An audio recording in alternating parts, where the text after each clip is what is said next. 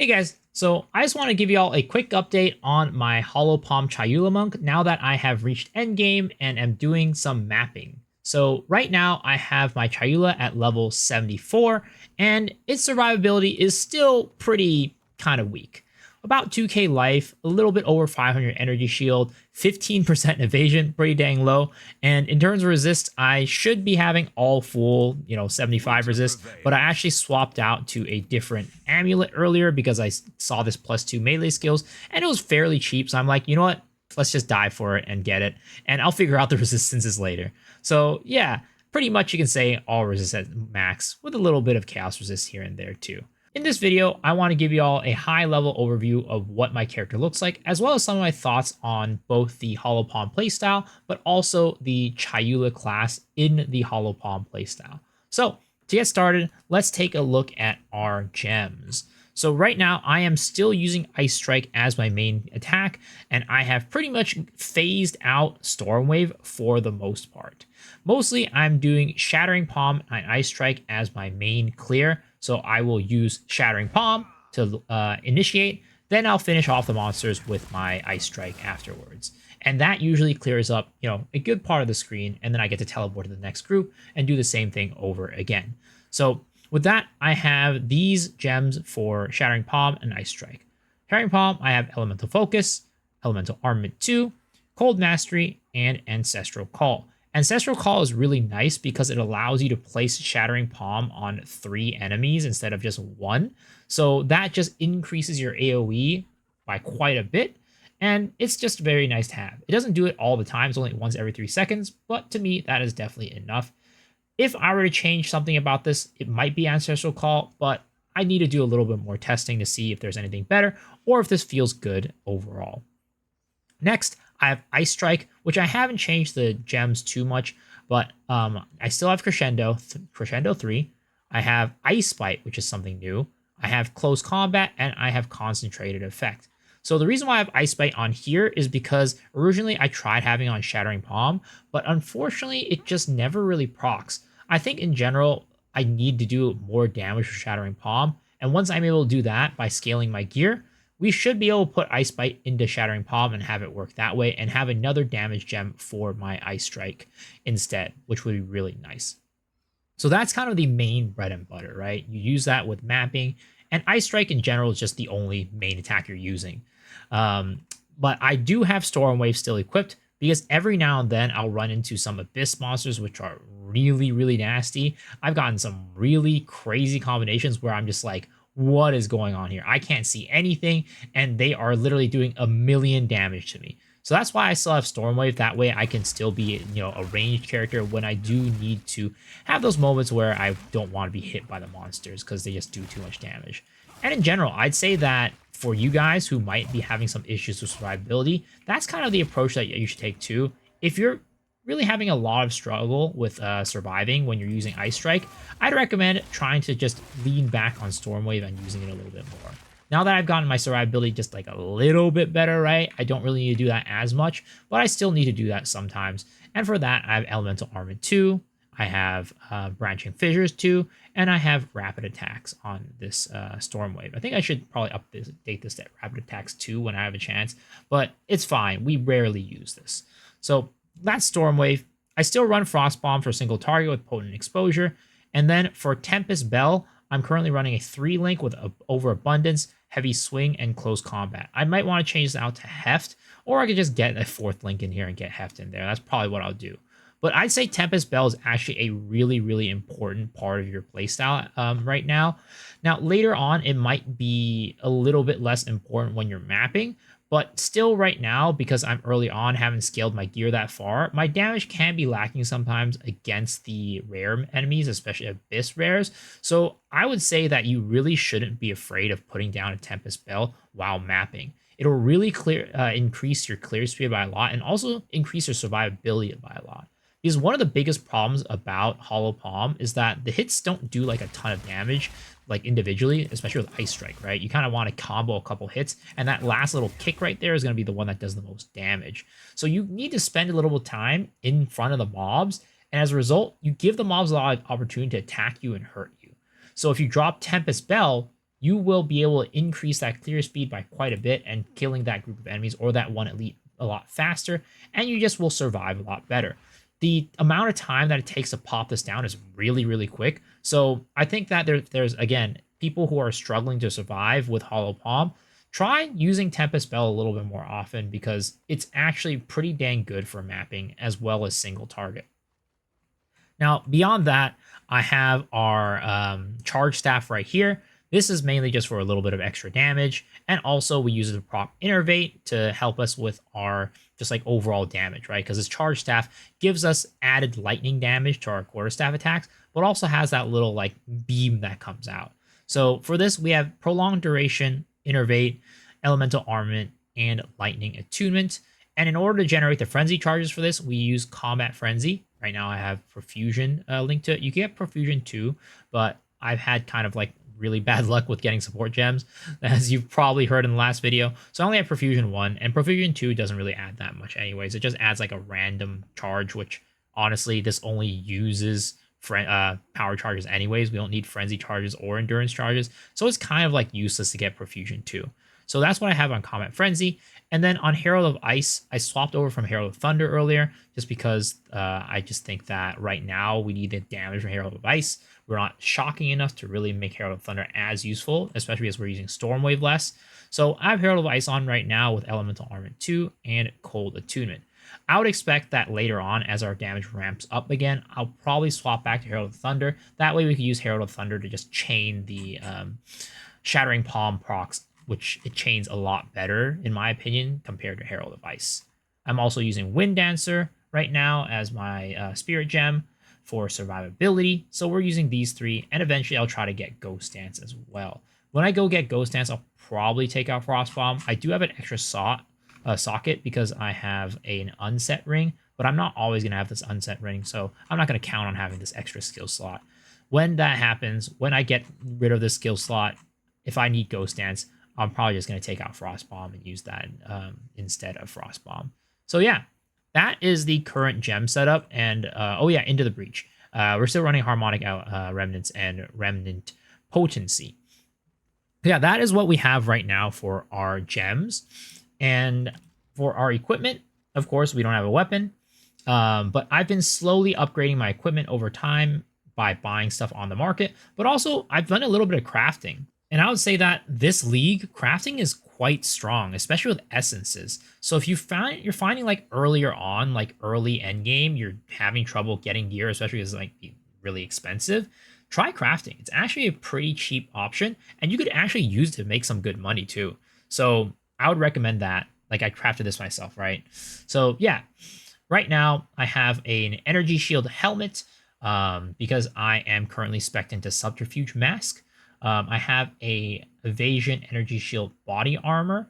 I would say that if you can get a full evasion at this point still, it's probably better than energy shield evasion because you have faster attack speed and like the energy shield doesn't do much for you. I have these gloves, which I got in the campaign. Pretty nice flat damage, and I've been sticking with this the entire time. It gives me life per kill and mana per kill, which is also really nice for sustain. Eventually, I'm going to swap this out for a +2 melee glove, but until then, this is doing pretty decent. And then I have these boots, which I really, really need to change out. This is one of my weakest pieces on my character right now, but boots are fairly expensive, especially when you're looking for movement speed. So that is my gear. And oh yeah, again, my amulet. If I didn't have this amulet, I would have full cold resist as well, which was what I was using before.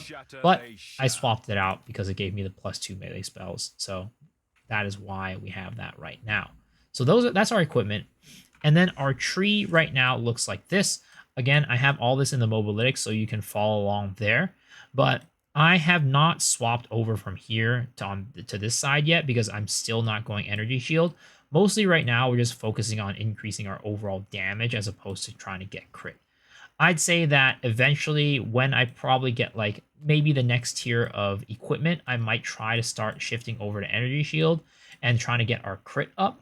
But until then, it really is just about getting these like nice little damage sources here and like here and all of that.